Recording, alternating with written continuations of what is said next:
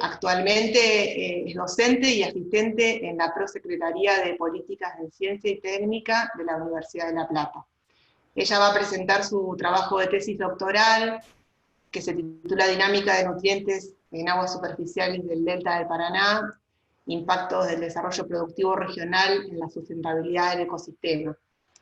Este trabajo lo llevó adelante junto a los investigadores que trabajan con ella en el Centro de Investigaciones en el CIM, Medio Ambiente, la Universidad de La Plata, y con el INTA, con una vinculación muy estrecha con las agencias de Victoria, Gualeguay, Diamante, Gualeguaychú e Islas, y enmarcado en un proyecto regional del territorio del Delta y un proyecto de la Agencia Nacional de Promoción Científica y Tecnológica. Bueno, estamos entonces dispuestos a escucharla y pueden ir haciendo consultas y aportes en el chat mientras la escuchamos a Jezabel. Podés entonces comenzar, Jezabel. Bueno, buenos días a todas y a todos. Muchas gracias, Caro, por la presentación y también por este espacio y por la posibilidad de poder compartir este trabajo, que tuvo una duración de 5 años, ¿sí? Que se dio entre 2014 y 2019, en colaboración con, como decía Caro, con el INTA. Y bueno, las directoras de este trabajo fueron la doctora Alicia Ronco, que bueno, lamentablemente ya no se encuentra con nosotros, la doctora Carolina Zasal, y como codirectora la doctora Leticia Peluso del Centro de Investigación en Medio Ambiente, recientemente Instituto UNLP CONICET. Bueno, para contarles un poco cómo fue este trabajo, lo primero que quiero mostrar es cómo voy a presentar este trabajo. Primero voy a arrancar con una introducción, ¿sí? Que nos va a derivar en los objetivos de este trabajo. Luego voy a mostrar los materiales y métodos llevados a cabo para lograr esos objetivos, y los resultados van a estar presentados en 4 etapas, ¿sí? Cada etapa va a estar correspondida con uno de los objetivos planteados. A su vez, esas etapas van a tener los resultados relevantes, ¿sí? Y finalmente las conclusiones finales del trabajo. Para ponernos un poquito en contexto, bueno, la temática es sobre humedales, sobre el delta del Paraná, y en los últimos años han cobrado muchísima importancia y reconocimiento estos ecosistemas, y se ha intentado definirlos, y hay muchas definiciones, pero sin embargo hay algunos autores que han destacado elementos esenciales que los distinguen, como son la presencia de agua en forma permanente o semipermanente, la presencia de hidrófitas, suelos saturados y procesos anaeróbicos, y adaptaciones de la biota a estas condiciones. Digamos, estas características son típicas de los ecosistemas de humedales. Se estima que cubren entre el 5 y el 7% de la superficie del planeta y que son de los ecosistemas más productivos que tenemos. Sin embargo, desde la década del 70 se ha visto se ha estudiado que vienen disminuyendo la extensión relativa, ¿sí? Sobre todo en continentes como Asia y Europa, donde la pérdida ha sido aún más del 70%. Para América del Sur no contamos con datos aún de este tipo. A nivel internacional existe una convención sobre los humedales, que es la Convención Ramsar, ¿sí? Que esta convención tiene la misión de conservar y hacer un uso racional de los humedales. Hay más de 160 estados parte, y también propone una definición de humedales que es utilizada muchísimo en distintos países a nivel de la gestión. Y también ofrece clasificaciones de los humedales en 42 tipos de humedales, y algo muy interesante es una lista de humedales de importancia internacional, que son cada uno de estos puntitos naranja que ven ahí, distribuidos en todo el mundo, donde Argentina tiene 23 de estos sitios Ramsar, que abarcan aproximadamente un 2% del territorio. Sin embargo, la superficie estimada de humedales en Argentina, en general, digamos, se estima que es del 21%, es decir, todavía tenemos posibilidades de hacer más sitios Ramsar en Argentina. La cuenca del Plata, ¿sí?, es la segunda cuenca más importante de América del Sur, y está drenada principalmente por los ríos Paraguay y Paraná, que en su recorrido van drenando una gran superficie de humedales, cuyos últimos 300 kilómetros constituyen el delta del Paraná, uno de los deltas más importantes del mundo, y el único gran delta que no desemboca en el mar, sino en el Río de la Plata, un estuario. Este delta es un macrosistema de humedales gobernado por la hidrología del río Paraná, ¿sí?, y en su recorrido va generando arroyos, ríos, lagunas, bañados, islas, que tienen un origen fluvial y están absolutamente conectados con la llanura de inundación, sobre todo cuando hay una conectividad alta con el agua, ¿no?, cuando hay una altura del agua alta. Después lo vamos a ver un poquito más adelante.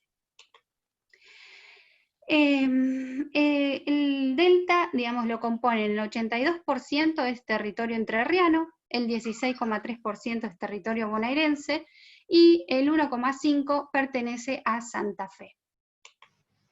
En cuanto a la dinámica hidrológica, bueno, principalmente está gobernada por la hidrología del río Paraná, aunque también influyen las mareas y sudestadas del río de la Plata, del río Uruguay, del río Gualeguay y también las precipitaciones.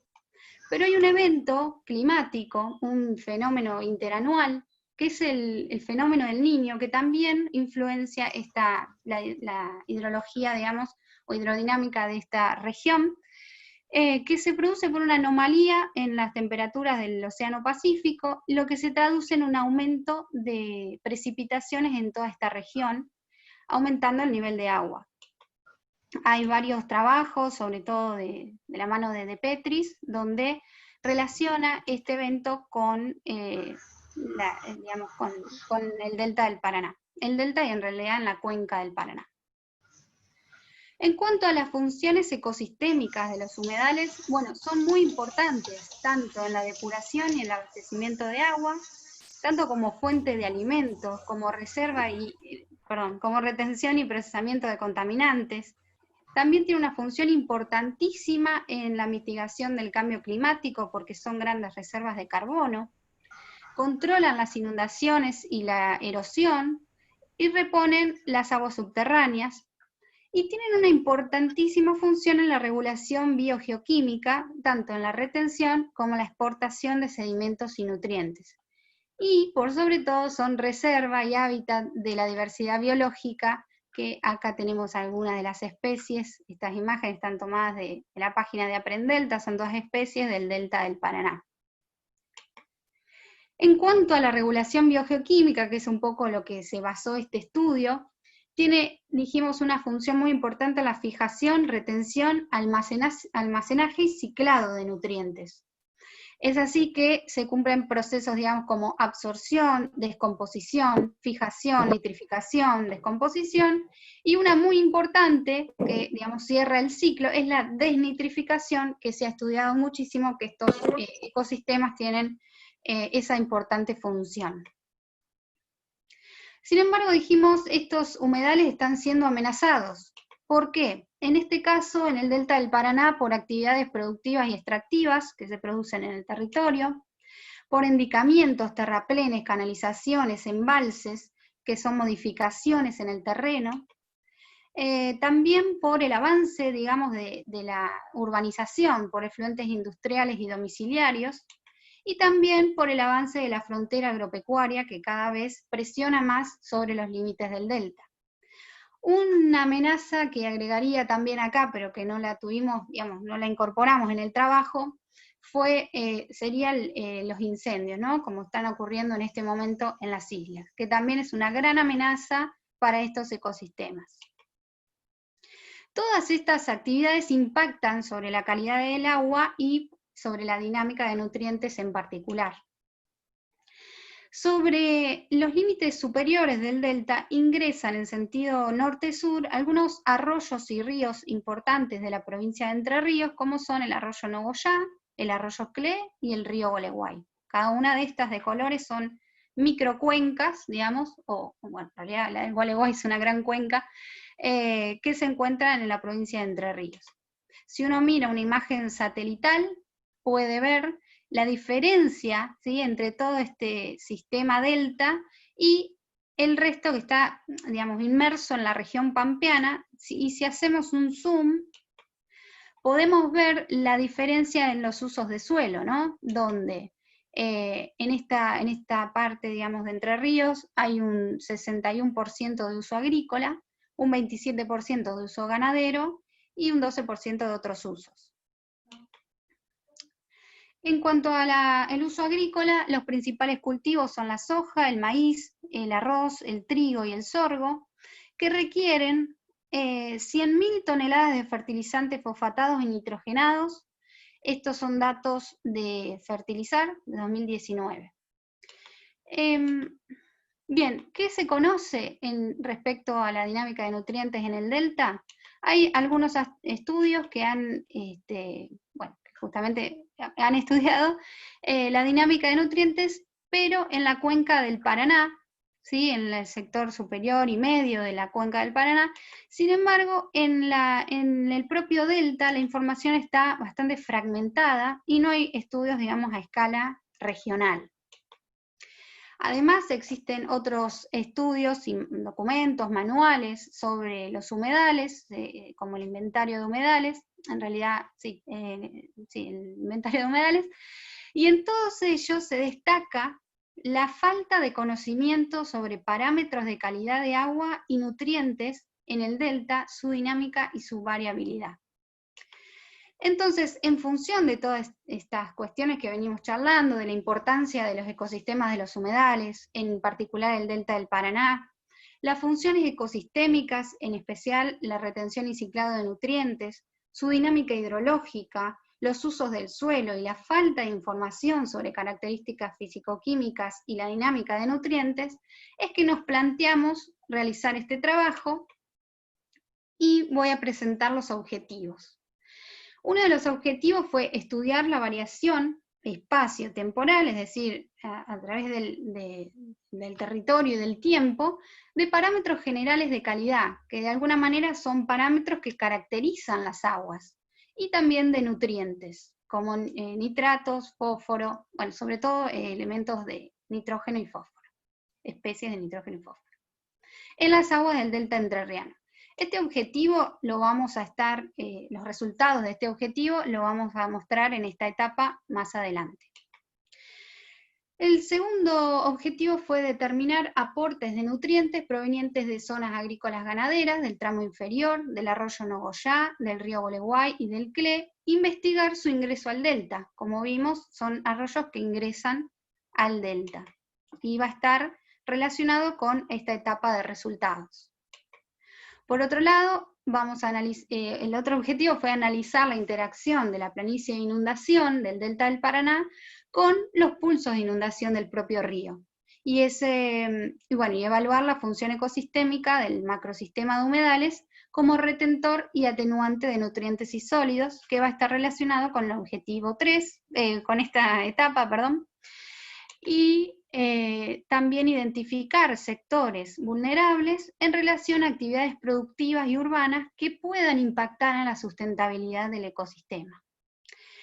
Intentar también comparar la información generada con otras cuencas y deltas del mundo. Y esa sería la última etapa de resultados. Por último, integrar los conocimientos generados en el marco de proyectos de desarrollo regional del delta entrerriano y contribuir al conocimiento que promueva la protección y/o el uso sustentable de la región.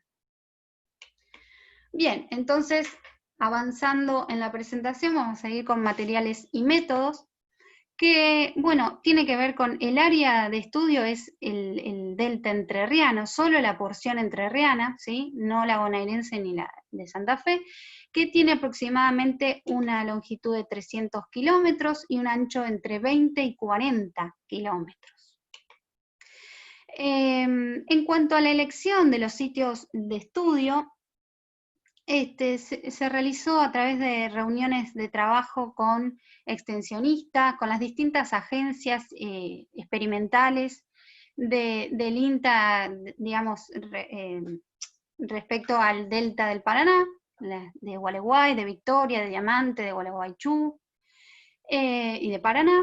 Y en estas reuniones de trabajo establecimos criterios, ¿sí? Criterios de selección de sitios para ser estudiados, según esos objetivos que venimos planteando.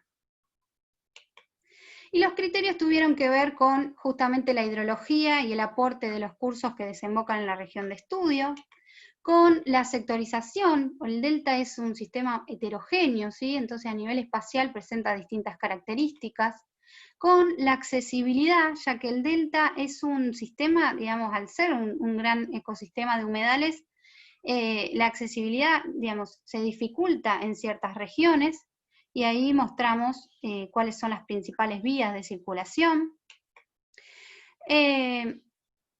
Teniendo en cuenta también las actividades regionales, donde la ganadería de islas es la más importante, ¿sí? Como actividad en el delta, y también teniendo en cuenta que tiene áreas protegidas, y justamente en 2015 se declaró sitio Ramsar a esta zona del delta del Paraná, donde, digamos, esta zona verde clara es la que les correspondería a Entre Ríos. También tuvimos en cuenta las distintas poblaciones que se encuentran dentro de sus límites entrerrianos, y vimos que Gualeguay, por ejemplo, es la ciudad con mayor cantidad de habitantes, digamos, relacionados directamente al delta. Entonces, con toda esta información, lo que hicimos fue una superposición de estos criterios para lograr tener esta selección de sitios, ¿sí? Los sitios en rojo le vamos a llamar los propios del delta, ¿sí? Que están contenidos en el delta, y los que están en negro son las cuencas que provienen de Entre Ríos en sentido norte-sur. Y para que se den una idea más o menos de las características, acá muestro unas fotitos. A estos del sector superior los llamamos S, a los sitios del sector medio les llamamos M de 1 a 5, y a los sitios del sector inferior con la letra I. En cuanto a los arroyos norte-sur, seleccionamos el arroyo Ensenada, que está ahí en Diamante, el arroyo Nogoyá, el arroyo Cle, el río Gualeguay, y dos arroyos que están relacionados más a la cuenca del Uruguay, que son el Ñancay y el Sauce. ¿Sí? Entonces, como diseño de muestreo, seleccionamos esos 20 sitios y realizamos 8 campañas de muestreo que se realizaron durante 3 años, en esta fecha que ven acá, donde realizamos 2 en invierno, 2 en primavera, 2 en verano y 2 en otoño. En cada sitio tomamos muestras de agua por triplicado, generando un total de 405 muestras ambientales en total. Y además hicimos 2 campañas de muestreo en el sector final del río Gualeguay, ¿sí? Esta imagen satelital es una imagen ampliada de esta. El ingreso del río Gualeguay en el delta, ¿sí? Tomamos 11 sitios de muestreo, recogiendo una cantidad de 66 muestras ambientales. ¿Sí? Estas campañas se realizaron en septiembre de 2017 y marzo de 2018. En cuanto al muestreo y la logística, bueno, acá quiero detenerme en el sentido de digamos, poder contar un poquito del esfuerzo que digamos, que significó tomar muestras en esos 20 sitios, ya un poco por lo que les contaba de la accesibilidad, que no es fácil muestrear en cualquier lugar. Tuvimos la colaboración, sobre todo del INTA, en lo que es el muestreo por lanchas, desde los puentes, de los muelles, bueno. Y en cada lugar tomamos muestras de agua superficial. hay que tener en cuenta que son grandes distancias las que recorrimos y que requirió de una gran coordinación y colaboración que realmente fue excelente con toda la gente del INTA. Y otra cosa importante, el transporte de muestras al laboratorio, que también significó bastante esfuerzo. Porque aclaro que el laboratorio es el que se encuentra en La Plata, el Centro de Investigaciones de Medio Ambiente. En cada sitio se tomaron parámetros físico-químicos in situ, ¿sí? Ahí mismo, de conductividad, oxígeno disuelto, temperatura y pH. Y en el laboratorio se analizaron el contenido de sólidos, de otros parámetros físico-químicos y de nutrientes, que son de alguna manera los que nos van a mostrar la salud de este ecosistema o digamos, las características de las aguas. Todos estos se hicieron con técnicas estandarizadas.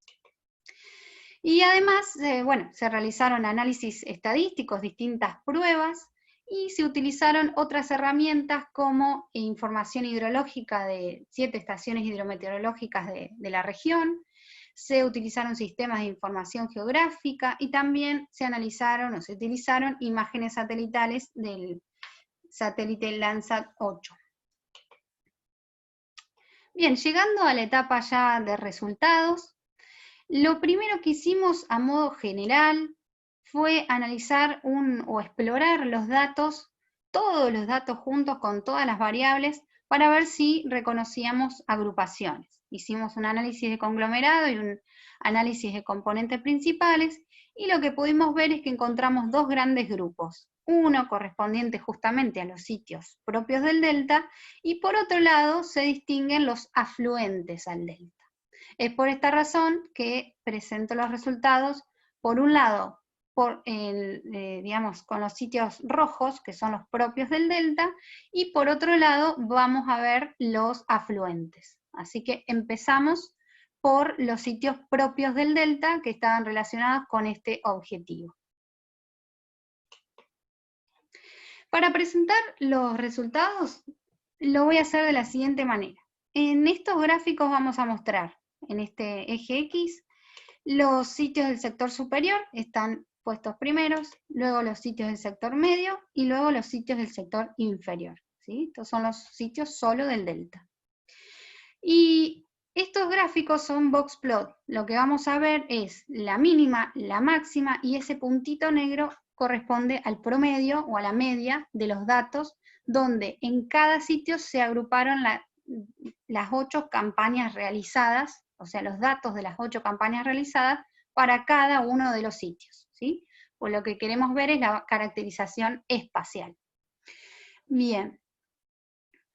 En cuanto a la temperatura, que es uno de los parámetros que medimos, el delta se encuentra en una región templada y mostró, digamos, temperaturas características de esta variación en la temperatura entre 10 y 30 grados en la temperatura del agua.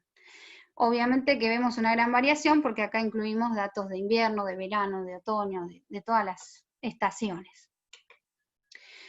En cuanto al oxígeno disuelto, que es un parámetro muy importante para evaluar, digamos, la calidad de esa agua para la supervivencia de la biota que vive en ella, lo que pudimos observar, sobre todo, es, en primer lugar, que los niveles de oxígeno se encuentran dentro de los límites establecidos, aptos para la biota acuática, y lo que sí vemos dos extremos. Uno es el propio cauce del río Paraná, que era el sitio 2, donde la variación es muy pequeña, ya que es un gran regulador térmico y por lo tanto del oxígeno disuelto. Y en el sitio I1, que quiero que lo recordemos, o lo vamos a nombrar bastante, que es el sitio de Paranacito, encontramos la mayor variabilidad con, en algunos casos, niveles de 3 miligramos por litro, que es un nivel, dentro de todo, o sea, está al límite para la biota acuática. Un parámetro que mostró una gran heterogeneidad, sobre todo en el sector inferior, en los sitios del sector inferior, es la conductividad, que es una manera de expresar la cantidad de sólidos disueltos que tiene el agua, donde pudimos ver que el sector inferior tiene mayores niveles que el resto de los sectores. Y a su vez, dentro del sector medio, pudimos ver que el sitio M4, que es el de cercano a la ciudad de Victoria, tuvo mayores niveles. Después vamos a hablar un poco de eso. En cuanto a esta diferencia espacial, pudimos, digamos, lo que proponemos que son aportes del río Salado y otros afluentes, que puede haber procesos de ingresión marina y también aportes antrópicos. Bien, otros parámetros, esto está, digamos, está muy explicado y detallado en el documento de la tesis, no quiero detenerme tanto porque es por ahí mucho y muy engorroso, pero quiero mostrar, por ejemplo, estos parámetros, como la alcalinidad, dureza y la DQO, que es una medida de la materia orgánica, que en todos los casos, en los sitios, de nuevo, de cercano a la ciudad de Victoria y cercano a la ciudad de, bueno, el pueblo de Villa Paranacito, estos niveles fueron mayores, ¿sí? Dentro de una gran homogeneidad, estos dos sitios se destacan. En cuanto a los sólidos, también hay bastante para, digamos, analizar punto a punto, pero voy a, digamos, a detenerme en algo que encontramos a nivel general, que es que los sólidos, digamos, de todos los sólidos que tiene el agua, disueltos y en suspensión, el 70% de las aguas del delta tienen sólidos disueltos y el 30% son sólidos en suspensión, que son los que le dan la característica de turbidez al agua. En cuanto a los nutrientes, lo que pudimos ver es que el fósforo total, por ejemplo, se relaciona muchísimo con los sólidos totales y los sólidos en suspensión. Es decir, este nutriente viene asociado a las partículas que tiene el agua. En cuanto a los nutrientes disueltos, lo que pudimos ver es que el sector medio vimos disminuciones significativas, ¿sí? Y que nuevamente el sitio M4 e I1, Victoria y Villa Paranacito, se hallaron mayores niveles. Lo mismo para nitrato, y un caso contrario sucedió para el amonio, donde el sector inferior los niveles fueron menores. Pudimos encontrar esta relación, que digamos, la especie de nitrato es muchísimo más importante que la de amonio, y más aún que la de nitritos, que en general fue menor al límite de detección. En cuanto al nitrato, representa aproximadamente el 80% del nitrógeno inorgánico disuelto que tienen las aguas del delta. Por eso lo vamos a utilizar como un indicador, digamos, un parámetro importante. Para resumir un poquito lo que hablábamos recién, hicimos un análisis del componente principal, un análisis multivariado, donde pudimos ver que los sitios M4 e I1 tenían mayores niveles de varias de estos parámetros medidos, mientras que el sector medio, los sitios del sector medio, tienen menores niveles de estas variables, y los sitios del sector superior, mayores niveles. Eso lo vamos a ver también un poquito más adelante. En cuanto a la caracterización temporal, es decir, qué sucede, cómo cambian estos factores, estos parámetros en el tiempo. Para eso tuvimos en cuenta la altura hidrométrica, ¿sí?, de las estaciones, en este caso en la estación Diamante. La altura del agua del río, del río Paraná en la estación Diamante, y pudimos ver que tuvimos un episodio en Niño en 2015-2016 que se ve reflejado por un gran aumento en la cantidad, en la altura hidrométrica, ¿sí? Cada uno de los puntitos rojos son las campañas que realizamos, donde tomamos las muestras.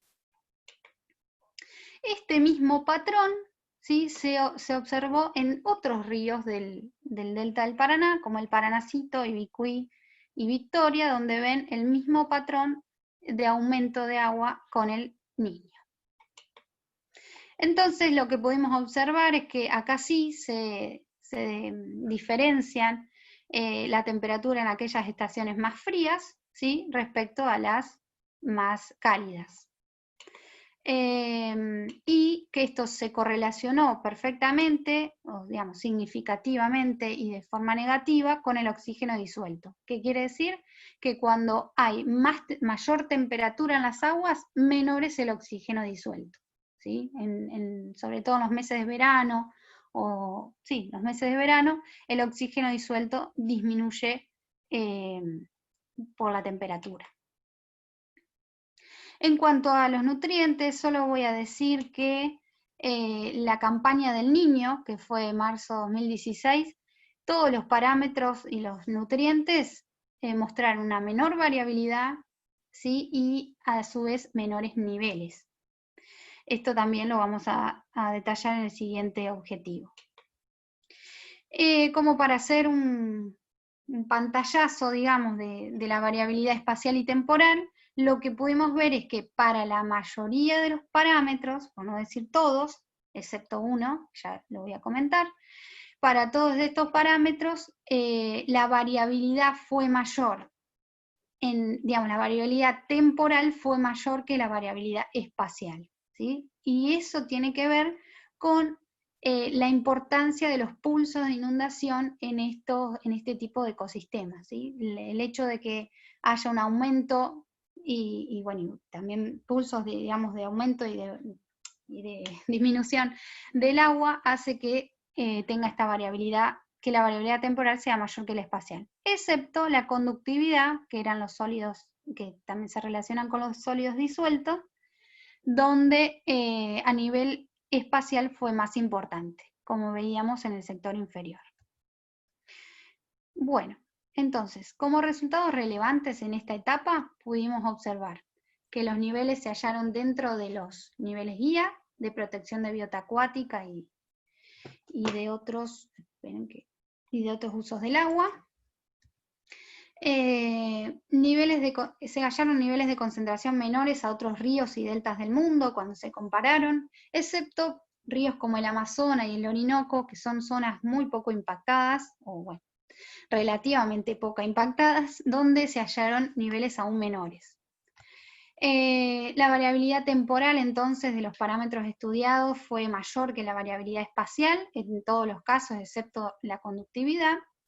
La variación temporal de nutrientes estuvo más asociada a variaciones en la hidrología y en los pulsos de inundación que a patrones estacionales, ¿sí? Lo asociamos más a estas variaciones en el nivel de agua que a las estaciones. Y hubo mayores niveles de los parámetros analizados en dos sitios con cercanía a actividades urbano-agrícola-ganaderas, como son la ciudad de Victoria y Villa Paranacito. El nitrato representa el aporte más importante del nitrógeno inorgánico en las aguas del delta, siendo el nutriente más importante para evaluar cambios. Esto lo digo porque después lo vamos a utilizar. Bien. Espero que vengamos bien, yo vengo, bueno, vamos a ver la caracterización de afluentes al delta, ¿sí? Recién vimos los del propio del delta del Paraná, vamos a los afluentes, que eran estos 6 sitios en negro. Y los vamos a comparar con un promedio de todos los sitios del delta del Paraná. ¿Qué pudimos observar? Bueno, en cuanto a todos estos parámetros, que en los afluentes que están ordenados de oeste a este, se hallaron mayores niveles significativamente que en el delta, ¿sí?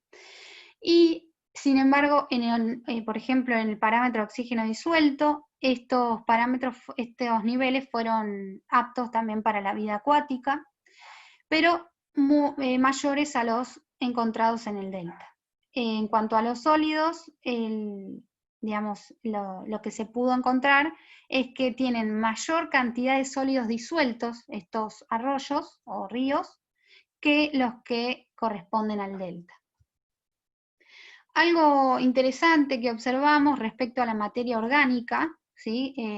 Digamos, que acá les pongo como demanda química de oxígeno, es que en estos arroyos aumenta en sentido oeste al este. Y esto se relaciona un poco con el uso del suelo y con la erosión del suelo, donde vimos un mapa de erosión del suelo que, digamos, coincidía con este mismo patrón. Y en cuanto a los nutrientes disueltos, también pudimos observar que en todos los arroyos hay niveles mayores entre 2 a 10 veces mayores que los sitios propios del delta. Evaluando ese caso particular de la entrada del río Gualeguay al delta, esta parte está más detallada en el documento, solo lo que voy a mostrar es que hicimos una comparación con toda la cuenca del Gualeguay, en su tramo superior, medio e inferior, y en la desembocadura del delta, y los comparamos a estos datos recabados de la Dirección de Hidráulica de Entre Ríos con el tramo final de la presente tesis que lo hicimos en esta zona. Entonces lo que pudimos ver y corroborar es que en todos los parámetros, ¿sí?, el verde es el que se hizo en esta tesis, ¿sí?, son los datos correspondientes a esta tesis, pudimos ver que comparativamente con la cuenca, con toda la cuenca del Gualeguay, cuando ingresa al delta los niveles disminuyen, ¿sí? Y esto se asoció con la interacción con la planicie de inundación del delta del Paraná. Entonces, en esta etapa, como resultados relevantes, pudimos ver que las concentraciones de nutriente, materia orgánica y sales disueltas de los afluentes son significativamente mayores que las correspondientes a los sitios del delta. Que las concentraciones de nutrientes y sólidos disueltos provenientes del río Gualeguay disminuyen a medida que atraviesa la planicie de inundación del delta medio, en el delta medio. Y que al analizar toda la cuenca del Gualeguay se observó una tendencia de disminución de la concentración de nutrientes cuando ingresa a la planicie de inundación del delta del Paraná, hasta desembocar finalmente en el río Paraná. Bien, ya llegando a la etapa 3 de estos resultados, voy a presentar la concentración de nutrientes y la relación con la planicie de inundación. ¿Qué significa esto? En este, digamos, videíto, por así decirlo, lo que estamos mostrando es cómo va variando la superficie cubierta de agua en el delta, con imágenes satelitales, en el tiempo de acuerdo a los pulsos de inundación del río. Fíjense en esa etapa del Niño, cómo aparecía casi prácticamente la totalidad de la superficie cubierta de agua, que son estas dos que ven acá. Y en este sentido, Abrial, que es un autor que este autor propuso que según el porcentaje cubierto de agua, podemos encontrar una conectividad baja cuando el nivel de agua del río está entre 2,26 y 3,4. Es decir, ahora en este momento estamos en una situación del río que está alrededor de 1 metro. Imagínense que está muy baja. ¿Qué quiere decir? Que el río acá está con menor cantidad de agua y por lo tanto no se conecta con la planicie de inundación cuando hay conectividad baja, o digamos la conexión es muy baja. Cuando está en un término medio, entre 3,4 y 4,5, se le dice que hay una conectividad media, y mayor a 4,5, el 85% del área total se inunda, y los cuerpos de agua están conectados con el cauce del río, y en ese caso la conectividad es alta. Lo que pudimos observar en nuestro trabajo es que 3 de estas campañas realizadas se correspondieron con una conectividad alta, mientras que las otras 5 se correspondieron con una conectividad media, no hallándose casos de conectividad baja como sería el momento de ahora actual del río. Entonces, ¿por qué utilizamos esta clasificación? Para ver los resultados que son, importantes, en el sentido de que cada sector, estos son nutrientes y sólidos en suspensión. Lo que pudimos observar es que tanto en el sector superior, medio como inferior, siempre en conectividad alta encontramos menores niveles de nutrientes. ¿Sí? Eso sucedió en los 3 sectores y en los 3 parámetros evaluados. Por otro lado, también vimos que en el sector superior fueron significativamente mayores que en el sector medio y que en el sector inferior, ¿sí? Y esto se observó aún más en conectividad alta. Entonces, y otro parámetro, pero que presentó un comportamiento distinto, fue el amonio, donde se observó un sentido inverso al que comentaba recién, y algo interesante también es que la conductividad, es decir, los sólidos disueltos, no presentaron diferencias significativas en las distintas conectividades. Y eso también nos habla de que no es un efecto de dilución, sino que es un efecto de interacción con la planicie de inundación respecto a estos parámetros que hablábamos recién. Como para esquematizar esto que acabo de decir, que por ahí puede ser un poco engorroso, lo que queremos decir es, o la interpretación que le damos, es que los nutrientes, ¿sí?, cuando el nivel de conectividad es bajo, no están conectados con la planicie de inundación y por lo tanto son mayores, ¿sí? En periodos de aguas bajas, en realidad sería aguas medias acá, aumenta la concentración de nutrientes y se encontró un comportamiento distinto para el amonio, mientras que en periodos de aguas altas donde el agua interactúa con toda la planicie de inundación y con los humedales, los nutrientes disminuyen significativamente. Como resultados relevantes, entonces, cuando la conectividad hidrológica aumenta, se observa una disminución de la concentración de nutrientes y sólidos de suspensión que se atribuye a la interacción con los humedales. Las concentraciones de nutrientes y sólidos en suspensión disminuyen significativamente de noroeste a sudeste, o sea, del sector superior al inferior, sobre todo en periodos de conectividad alta al atravesar el sistema de humedales del delta. Y que el sistema delta actúa como retentor y o atenuante de nutrientes y sólidos en suspensión, evidenciando una función ecosistémica del macrosistema de humedales muy importante. Por último, y ya no los quiero cansar, solamente me queda una filmina, este objetivo, digamos, esta etapa de resultados se corresponde a las presiones antrópicas que recibe el delta. Lo que quiero decir acá es, se elaboró un esquema conceptual, ¿sí?, a partir de bibliografía recabada respecto a las presiones que recibe el delta y que pueden impactar en la dinámica de nutrientes. ¿A qué me refiero? Estas casitas que ven, o sea, representadas por casitas, son, digamos, ingresos de nutrientes por efluentes domiciliarios o industriales, y lo que hicimos fue localizar, digamos, las principales ciudades que, aunque están del lado bonaerense, podrían tener un importante impacto en la concentración de nutrientes, ¿sí? Con respecto a las localidades propias del delta entrerriano, estas localidades son muchísimo más importantes, tienen más habitantes. Una actividad que rodea al delta y de forma muy importante es la actividad agrícola, ¿sí? Entonces el delta se encuentra inmerso en un uso del suelo agrícola y esto puede traer como consecuencia, digamos, y hay muchos estudios que así lo demuestran, que el ingreso de nutrientes por escorrentía, digamos, es una fuente difusa proveniente de la agricultura, podría estar afectando los cuerpos de agua. Y también una de las, digamos, las actividades más importantes que tiene el delta es la actividad ganadera, ¿sí? Por eso ahí se representa con las vaquitas.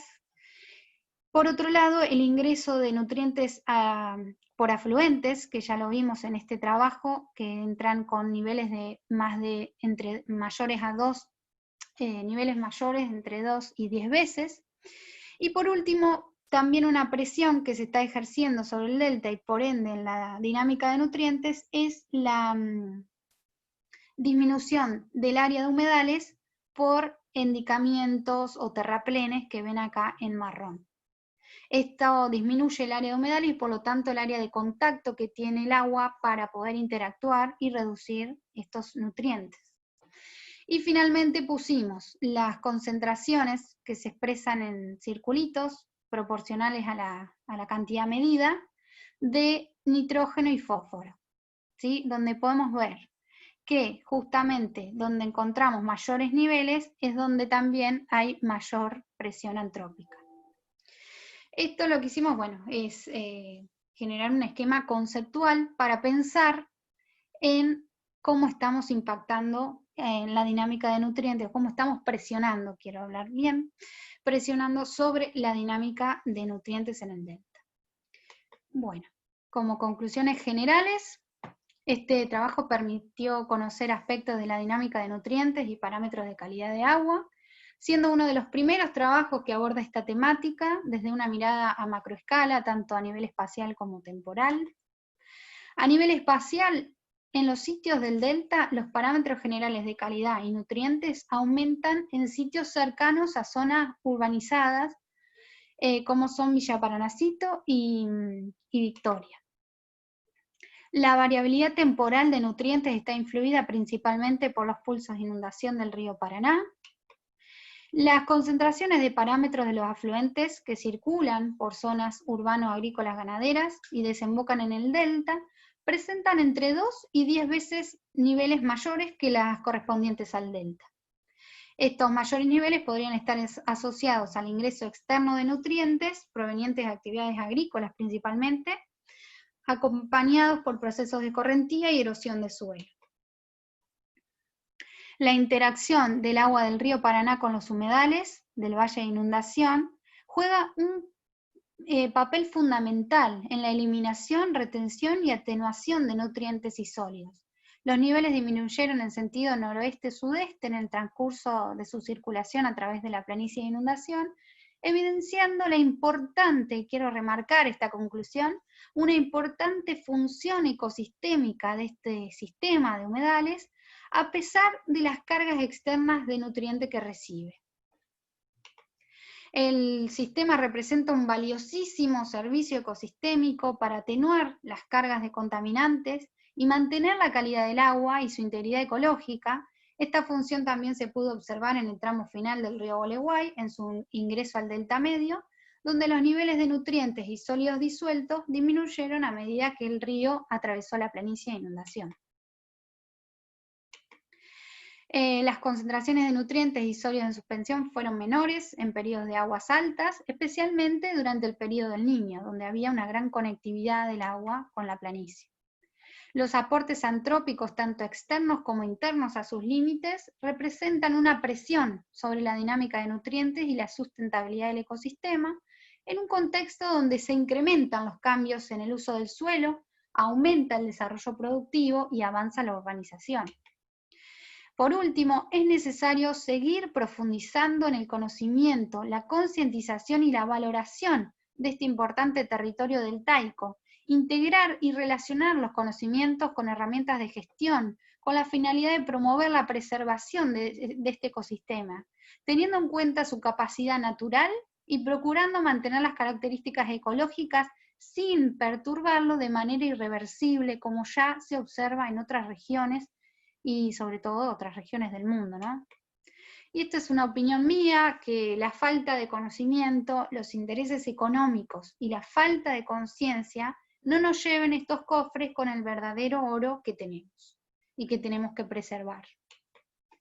Bueno, muchas gracias, espero no haberlos aburrido. Es raro hablarle a una pantalla, pero bueno, espero que... Muchas gracias, Yesa. Bueno, la verdad que, bueno, todas aparecen mensajes de felicitaciones en el chat.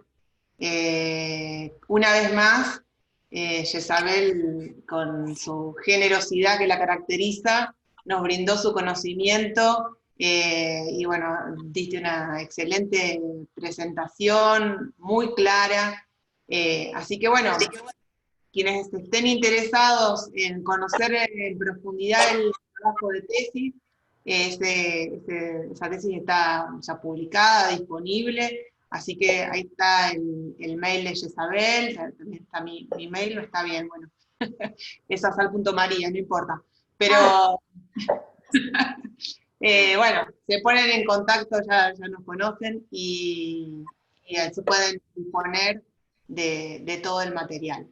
Me gustaría darle la palabra a aquellos, de alguna manera, coprotagonistas, ¿no? Los has mostrado en las fotos, ahí recorriendo el delta y sacando muestras, acompañándote durante todo este largo proceso.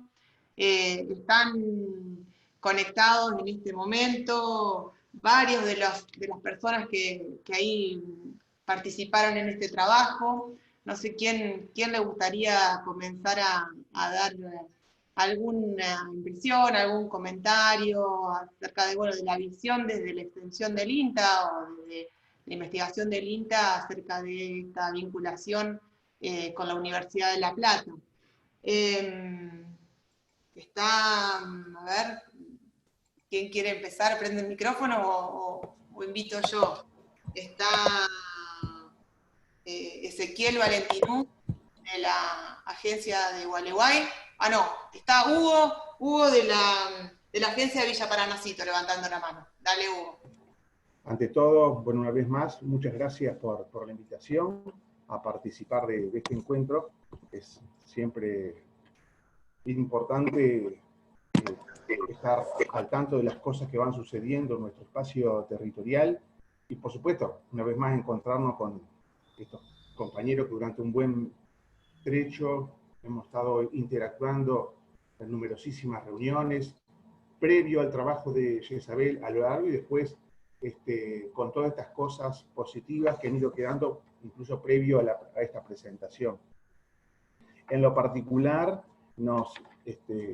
mientras Jezabel iba haciendo este trabajo, nos íbamos enterando de cuestiones que tienen que ver con si se quiere, con la calidad de agua en cuanto a los cercanos del río Paranacito, pero también de numerosos arroyos y otros ríos que tienen que ver con el departamento, islas de Ibicuí, todo lo cual lo íbamos comunicando en nuestros lugares de labor, ¿sí? Y siempre generó una interesantísima expectativa. Es más, durante el año pasado también llevamos adelante una jornada donde participó muy activamente Ernesto Massa y Jorge Bosdenovic de la Experimental Paraná, y tenían que ver también con algunas de estas cuestiones de las aguas que van de diferentes lugares de nuestra provincia, van llegando a este embudo natural donde estamos enclavados, digamos, ¿no? Villa Paranacito.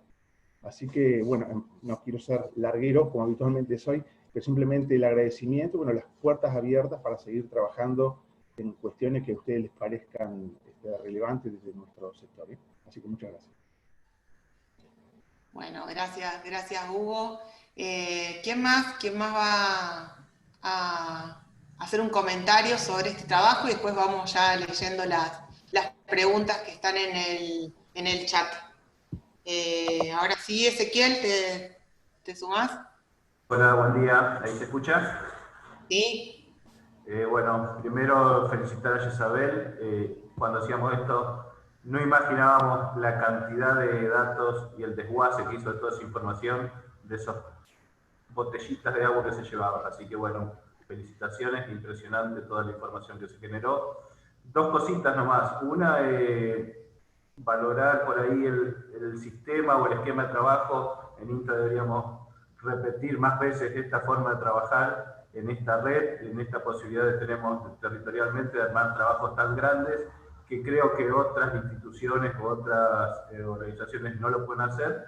De importancia de todo eso y sobre todo por ahí, bueno, Jezabel ya habló de la importancia de los humedales a nivel mundial, nacional, provincial, pero también resaltar todo esto como la población local en nuestros pequeños pueblos ha sido muy bien tomado, que siempre nos felicitan y que nos impulsan y que nos piden que continuemos con este tipo de trabajo.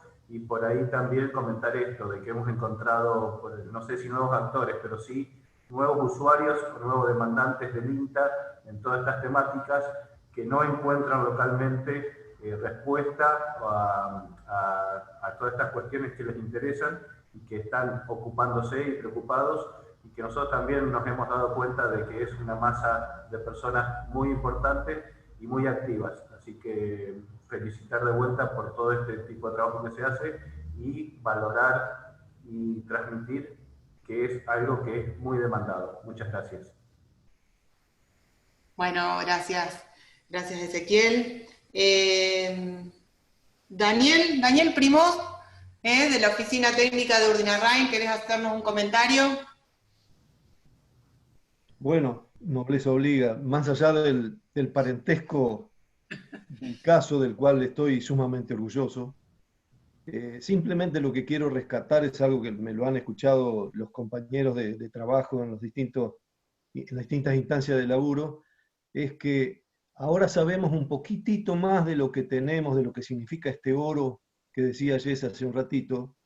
Bueno, que nos sirva para defenderlo. Sabemos que tenemos algo muy bueno, entonces en todo lo que pueda venir a futuro, que nos sirva como una línea de base. Tenemos millones de tareas, de actividades, de propuestas, seguramente que van a estar surgiendo alrededor y en el Delta, y esto me parece que significa esta línea de base como para tener la defensa armada, para decir en términos deportivos. Bueno, tenemos una riqueza en el sentido regulador y moderador que es el Delta, con todos los indicadores que se mostraron recién.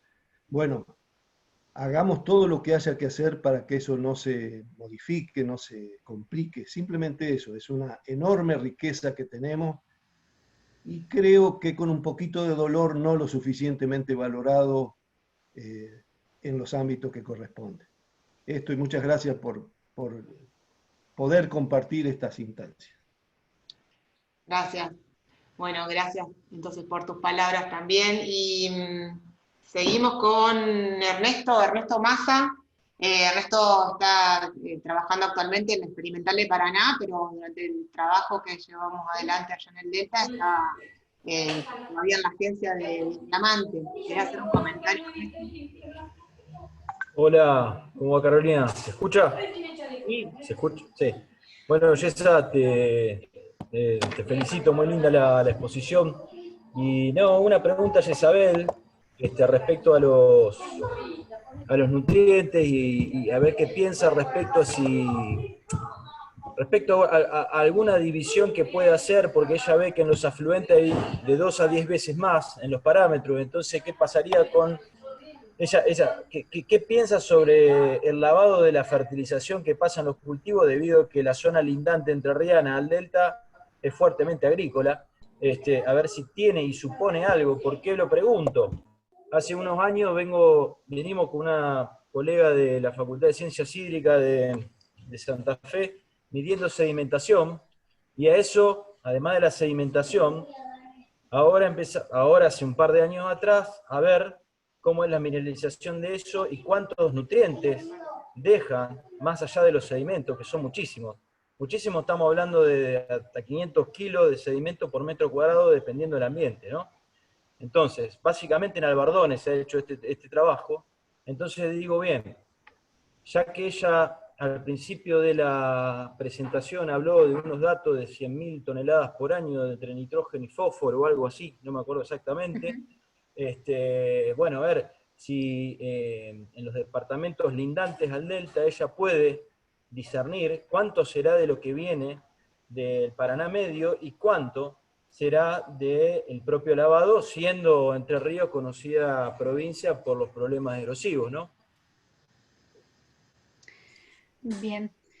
Bueno, un poco lo que voy a dar es mi opinión, porque en realidad en este trabajo no fue un objetivo trabajar sobre este aspecto que vos decís, pero sí por lo que yo creo, más que nada, lo que pienso, es que a medida que sigamos ingresando grandes volúmenes de de fertilizantes, que si bien se exportan, porque hay una gran exportación, ¿sí?, desde los cultivos de nutrientes, cuando se aplican y luego hay una lluvia o cuando existe un lavado por escorrentía, van a llegar a los cuerpos de agua, ¿sí?, digamos, de los cuerpos de agua que ingresan al delta, y por supuesto se van a transportar al delta. ¿En qué medida esto impacta? Eso no lo pudimos medir, no lo sabemos, pero sí hay muchos estudios, y sobre todo en la cuenca del Mississippi, que ya nos muestran lo que puede suceder. Entonces yo lo que siempre pienso es que, si bien somos sudamericanos, tenemos una ventaja, que es que estamos viendo lo que está sucediendo en otros lugares. Entonces, si sabemos que el ecosistema va en ese sentido, a degradarse, a que la mayor incorporación de nutrientes puede generar eutrofización, y la eutrofización genera disminución de oxígeno, y ahí hace un desequilibrio impresionante en los ecosistemas. Si seguimos en esa dirección, digamos, sabemos a dónde vamos a terminar. Entonces, mi opinión es que podamos estar conscientes y preparados para reducir estos ingresos de nutrientes desde las distintas actividades. En cuanto a la sedimentación, la verdad que no tengo datos concretos, así que no puedo ayudarte mucho, pero no sé si te contesté la pregunta, Ernesto. A mí me gustaría acotar algo a lo que decía Tessa. Así como este trabajo nos muestra una buena noticia, ¿no?, que en general no tenemos muchas buenas noticias cuando analizamos la situación en distintos ambientes, ¿no?, del país, del mundo. Pero bueno, acá tenemos una oportunidad. Entonces es interesante analizarlo desde ahí, ¿no? Yesa señalaba un ejemplo de Estados Unidos, donde sabemos que tienen unos niveles de fertilización que no son los que nosotros utilizamos, pero bueno, justamente tener esta información, esta caracterización tan detallada, hoy nos permite poder censar, poder captar si tenemos cambios, nos posiciona en una situación de privilegio, ¿no? Tenemos la posibilidad de tener esta información, entonces de poder analizar con mayores datos qué podría pasar, cómo evoluciona este sistema que hoy tenemos bien caracterizado.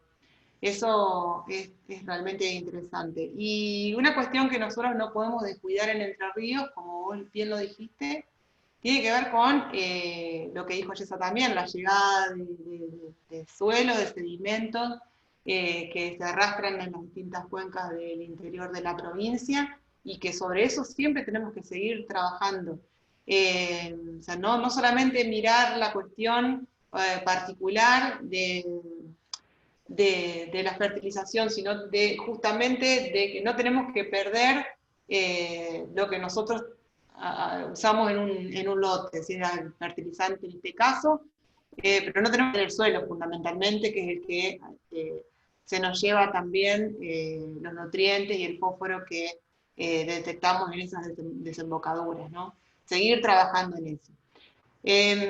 Está también Maxi Vallejos del INTA Victoria, que nos hace un comentario, Maxi.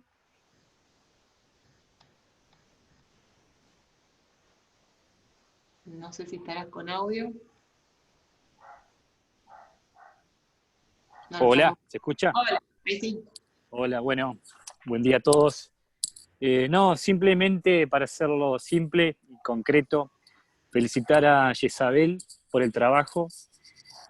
Bueno, como ahí vi una consulta que decía si esto seguirá o no, o sea, todo pensamos, ¿no?, que es una actividad prioritaria ya sea para todo el INTA y para todas las universidades. Ustedes saben, como hoy vemos en Victoria, básicamente hay un gran problema en cuanto a las quemas. Entonces creo que es un territorio que tenemos que seguir trabajando. Ojalá que se pueda seguir, ¿no? Simplemente también saludar al equipo, a los colegas del INTA, que hace mucho que no nos vemos. Y bueno, y simplemente eso, Caro, felicitar a todo el equipo y bueno, y ojalá como digo, a seguir adelante. Como decía Yesa, esto es algo que tenemos que seguir trabajando porque la verdad hay mucho por hacer. Creo que lo que presenta Yesabel es una puntita, pero hay mucho por hacer. Así que bueno, simplemente eso. Felicitar y acompañar y coordinar y trabajar todos juntos coordinados, nada más. Muchas gracias. Bárbaro. Jess, hay una pregunta sobre la conectividad hidrológica. Dice, ¿es una propiedad intrínseca o es posible mejorarla o empeorarla? A la conectividad, bueno, la conectividad se da principalmente por los pulsos de inundación del delta del Paraná, que como sabemos es algo que no podemos manejar, ¿no? Como estamos viendo en este momento, una bajante extrema y que no tenemos mucho manejo sobre eso. Son cuestiones hidrológicas, hidrometeorológicas, ¿no? Mejorarla, o sea, el sistema ya está adaptado a estos pulsos de inundación y la conectividad va a depender de eso. No es algo que podemos decir, bueno, mejorémosla. No, a mí se me ocurre que es difícil. Sí la podemos mejorar o no empeorarla, mejor dicho, si modificamos los terrenos. Si hacemos terraplenes, ¿sí? Lo que hacemos es levantar el terreno. Al levantar el terreno, el agua ya no puede circular por donde antes circulaba, y ahí lo que estamos haciendo es una disminución de la conectividad. Entonces, en ese sentido sí, me parece súper importante que no reduzcamos antrópicamente, ¿sí? la conectividad, porque es muy importante para estos procesos de eliminación de nutrientes, de purificación del agua, y por supuesto que si hacemos terraplenes o canalizaciones y demás, no solo afectamos la dinámica de nutrientes, afectamos a la biota que está ahí, a los procesos ecológicos. Entonces, en ese sentido, si podemos hablar de un control, sería no a las canalizaciones, a los terraplenes y a las modificaciones del terreno. Te sumo un comentario de Beatriz Giacosa, que justamente dice que hay que trabajar más enérgicamente en la conservación del delta, los terraplenes y indicamientos, no importa en dónde están, afectan la conectividad y dinámica en todos los procesos, justamente en línea con lo que estabas diciendo. Le mando un saludo grande a Beatriz, estuvimos en alguno que otro taller con ella y excelente persona. Y acá también hay una pregunta de Hugo. También hablas, a ver, sobre si interpreto la pregunta. ¿En qué puerto? ¿Estás Hugo conectado? ¿Querés hacerla? Ajá. Sí, Jezabel, marcaste un trabajo, digamos, la escala que vos indicás. Creo que Adrián es el autor. Marcaste una escala de altura del río y a partir de dónde existe conectividad o deja de haberla. ¿Eso está fijado en qué puerto, digamos? Porque marcabas unas alturas. Claro. Es más, dijiste que en este momento estarían alrededor de 1 metro. Entonces, ¿en qué puerto estarías fijando esa escala? Vos sabés que ahora exactamente tengo miedo de decir algo que no sea, pero recuerdo que era en la altura de Paraná, ¿sí? En una zona que él trabajó, y eso está bueno aclararlo porque el delta tiene, o sea, el río Paraná tiene muchísimas estaciones de mediciones y esas alturas corresponden a una en particular. Lo que sí podemos pensar es una extrapolación a eso. Nosotros por imágenes satelitales pudimos ver también el mismo patrón que plantea Brial, aunque no es exactamente, digamos, por la estación la mismísima estación que él plantea, que creo, si no recuerdo mal, que es en la altura de Santa Fe o de Paraná. Si alguien lo sabe por ahí, lo tengo en la tesis, pero ahora no, o sea, en el documento está, pero no lo recuerdo ahora. Yo puedo agregar un poco eso. Hola. Bueno, bárbaro. No, en la zona inferior del Paraná Medio y parte de la zona superior del Delta se toma como una altura promedio de los puertos de Paraná, Santa Fe, Diamante, de 4 metros. De 4 metros se tiene como un nivel de desborde. Es decir, donde gran parte de los albardones empiezan a ser superados por el pulso hídrico y empezar a conectar las lagunas internas con parte de los arroyos o el curso que sea, digamos. No quiere decir que toda la isla o todos los sectores de la isla con 4 metros queden bajo agua. No, simplemente se toma eso como un nivel de desborde. Exacto. Bueno, ¿algún comentario más? Si no, bueno, yo sé si después tenés oportunidad de leer el chat porque son todas felicitaciones. Bueno, muchas gracias. La verdad que es un muy buen trabajo y bueno, queda entonces disponible la tesis para compartir y bueno, seguir difundiendo este importante trabajo. También muchos resaltan la importancia del trabajo en colaboración y el ánimo de continuar, así que esperemos que así sea. Yo quiero felicitar a la Yesa. Yo en realidad no colaboré, molesté mucho, pero la verdad que quiero felicitarte, porque la verdad que la exposición y el trabajo fue increíble. Sé del esfuerzo que hiciste vos a nivel personal y que hizo toda la institución acompañando el trabajo en las salidas, y creo que, como dijo Ezequiel, esa es la línea en la que tiene que trabajar el INTE, tienen que trabajar las universidades nacionales. Creo que potenciar las capacidades de las instituciones públicas es tarea de quienes integramos las instituciones públicas. Las instituciones se hacen con personas, y definitivamente este equipo de trabajo ha demostrado, no solo en este, sino en todos los proyectos de investigación en los que ha participado, la capacidad de potenciar la capacidad humana de cada uno de los profesionales que participan, de los técnicos, de las personas de campo, de las personas que trabajan en otros ambientes públicos, en ambientes privados, y siempre con ánimo de generar sinergias positivas y propositivas y de acción hacia adelante. Así que bueno, creo que es eso hacia donde tenemos que apuntar, y en función de lo que dijiste respecto al conocimiento que se tiene, hace un tiempo escuché una frase que es mucho más preocupante ignorar lo que se conoce que ignorar lo que se ignora, porque si uno ignora lo que ignora, no puede hacer mucho, pero ignorar lo que se conoce trae consecuencias muchísimo más graves. Entonces creo que estos procesos de investigación nos desafían a aprovechar el conocimiento y dejar de ignorar lo que ya se conoce, porque ahí va a ser grave la consecuencia. Así que bueno, mis felicitaciones y esperemos vernos pronto. Abrazo grande. Aprovechamos estas palabras de Estela Begueto. Estela es comunicadora del programa Cambio Rural del Ministerio de Agricultura, así que bueno, te agradecemos, Estela, las palabras, y bueno, pues me parece que tenemos que cerrar ya viendo casi. Yo solo quería agregar una cosita que yo les agradezco mucho a ustedes, porque realmente siempre hubo muy buena predisposición.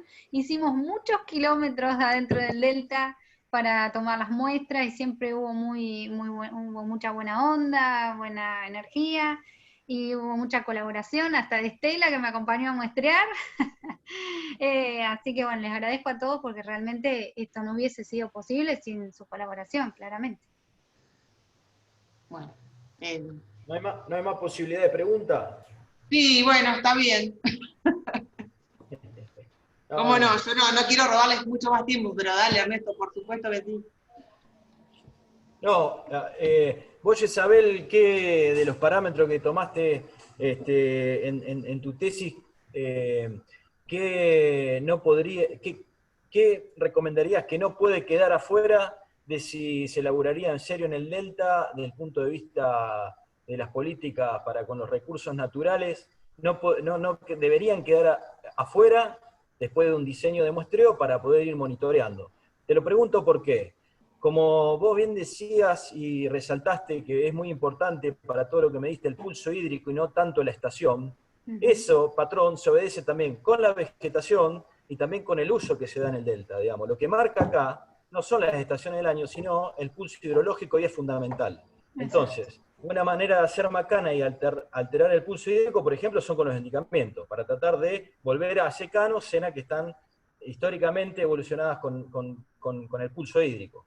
Entonces, estamos ante una bajante histórica, y lo he escuchado decir hace poco a Juan Borus de Lina, que durante 40, 50 años la cabeza de los ingenieros hidráulicos o incluso biólogos y ecólogos han estado preparados para trabajar ante inundaciones o entender los ambientes estos con inundaciones, pero no estamos preparados para trabajar en bajantes. Entonces, pues bien, puede haber una gran modificación en todos los parámetros que vos me diste en este tipo de contexto de bajantes extraordinarias, donde el río debería estar en promedio en los puertos de Santa Fe, Paraná, Diamante, en la cabecera del delta, por así decirlo, alrededor de 3 metros, y ahora está en 1 metro, y ha estado en menos. Entonces, la condición del agua, que estábamos hablando de que el ambiente se comporta como tal, porque existe el agua, y hay agua, entonces digo, a ver, de los indicadores que vos tomaste, si se elaboraría en serio, como una cuestión de política pública, después de un cierto diseño, si una vez por año, 2 veces por año, en fin, ¿cuáles deberían ser los parámetros que no le podemos errar para seguir tomando como calidad ambiental? Bien. Bueno, justo me hiciste recordar algo que es muy importante, que es la altura del agua. ¿Por qué? Cuando nosotros decimos que los afluentes, por ejemplo, traen entre 2 a 5 a 10 veces mayor que las aguas del delta, por supuesto que no estamos considerando los caudales, estamos hablando de concentraciones, ¿sí? Es muy importante tener los datos de caudales, que a nosotros en este trabajo nos costó muchísimo conseguirlos, y de hecho no pudimos hacer un análisis de ese tipo. ¿Por qué? Porque cuando justamente hay bajante, esa concentración, ¿sí?, que viene externa, puede impactar muchísimo más si hay menor nivel de agua que si hay un caudal como el del río Paraná en su promedio, que son 17.000 metros cúbicos por segundo, que entre el arroyo que entre, diría Nina, no le hace ni cosquilla. También tener en cuenta que se descargan entre 200 y 300 litros de efluentes domiciliarios por día por habitante. Y todas las urbanizaciones, las ciudades que están sobre la costa del río, cuando el río tiene una bajante tan importante como la de ahora se prenden las alarmas, ¿sí? Porque esa cantidad de efluentes puede estar impactando mucho más que si el caudal es mucho mayor. Y respecto a los parámetros, bueno, todos los que medimos en esta tesis son parámetros que indican, ¿sí?, indican la salud ambiental. Pero obviamente que se podrían agregar muchos más: metales pesados, hidrocarburos, agroquímicos, fármacos, ¿sí? Todos esos compuestos me parece que para una buena gestión del delta tienen que estar. Todo aquel contaminante, o sea, ubicar, como hicimos un poco en el esquema, pero para nutrientes, en la última filmina, ubicar aquellas actividades que pueden impactar sobre el delta y con qué contaminantes podría impactar, y a esos poderle hacer un seguimiento. Y el delta tiene una función de depuración que no es infinita. Llega un punto donde el delta va a decir, hasta acá llegué, si le seguimos agregando cosas. Por ahora podemos ver que está funcionando, no sé si decir óptimamente, pero digamos, responde a la purificación, ¿sí? Pero lo que decíamos hoy, si seguimos aumentando el ingreso de contaminantes, no sé a qué punto vamos a llegar. Entonces, y en principio, Yesa, y uniendo lo que consulta Ernesto, a este trabajo, ya notamos que le hubiera faltado este muestreo en este momento de una bajante histórica. Eso, bueno, eso ya no está. Así que eso sería necesario, bueno, en línea con lo que estás diciendo, ¿no? Estamos más habituados a que haya eventos de inundación y a tener más información para gestionarlo que para esta bajante extraordinaria. Así que ahí ya tendríamos alguna línea. Sería bueno poder medir ahora para tener también una referencia de qué pasa en niveles muy bajos. Sí. Pero bueno. ¿Alguna otra consulta? ¿Algún otro aporte? Si no, ahora sí vamos cerrando. Queda agradecerles el tiempo y bueno, la buena predisposición para compartir con ustedes toda esta información, y quedamos a disposición. Están nuestras direcciones y estamos siempre en contacto. Esto seguramente, bueno, no lo pudimos transmitir por YouTube, pero vamos a colgarlo para que quede disponible, se estuvo grabando toda esta presentación. Bueno, muchas gracias y estamos en contacto. Bueno, muchas gracias.